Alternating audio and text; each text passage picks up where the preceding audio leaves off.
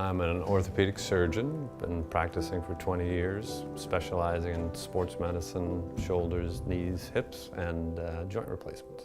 The goal is to restore function when it absolutely needs to be restored.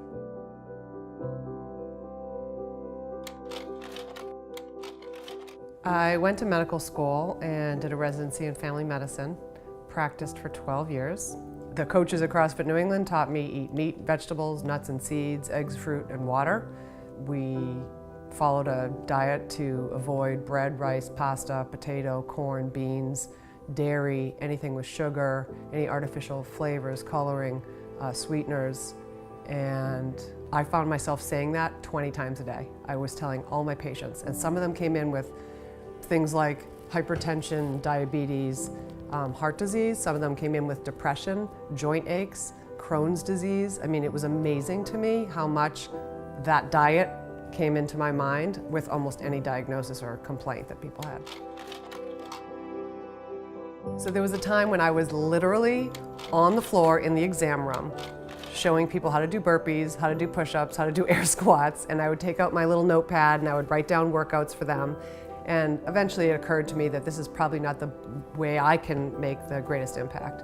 So I figured out that as a CrossFit coach, I can be with people 5 hours a week and really spend time not only on the physical fitness piece, but we talk about nutrition at many of the classes as well. What really matters more than anything, even more than your workouts here at CrossFit, is what you're putting into your body to fuel it. Meat, vegetables, nuts, seeds, eggs, fruit, and water. Awesome, love it. What should we avoid most of the time?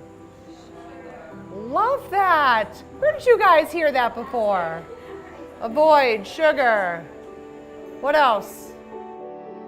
And I think it's been about almost 2 years now since we became actually CrossFit Launchpad. I really feel like I'm having an impact on the neighborhood and the community. Some of our folks are riding their bikes or walking. Somebody will slip through the backyard because they came from the street next door. It's actually fun for me. It's something I truly believe in. I don't have to pretend when I'm coaching, like it's just me. It's just me being me. 3, 2, 1, time. Woo!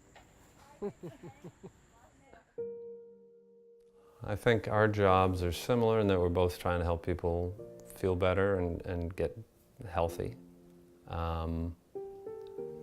She is doing it with diet and exercise, and I will, whenever I see a patient, I will always think about that as the first step. You know, the first step of whatever it is diet and exercise, whether it's to modify your exercise or don't do the things that hurt, see if your body can heal itself. And then if it comes down to surgery, then to fix it. It's evolved for me that this is a right fit for my personality. I get to help people prevent disease and even control some of the symptoms through exercise, diet, sleep, stress management, positive attitude.